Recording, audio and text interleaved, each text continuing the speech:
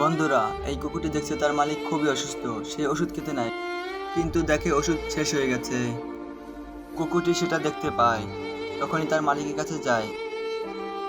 কুকুরকে লোকটি বলল, ওষুধ শেষ হয়ে গেছে, তুমি ড্রয়ার থেকে টাকা আনো, ওষুধ আনতে হবে। কুকুরটি চলে যায় তখনই তার ড্রয়ার থেকে টাকা আনতে।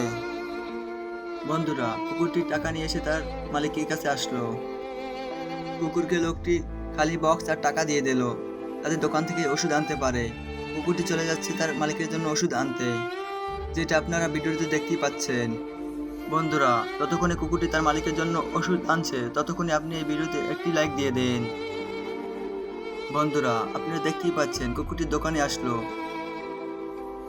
দোকানদার তাকে ওষুধ দিয়ে দিল।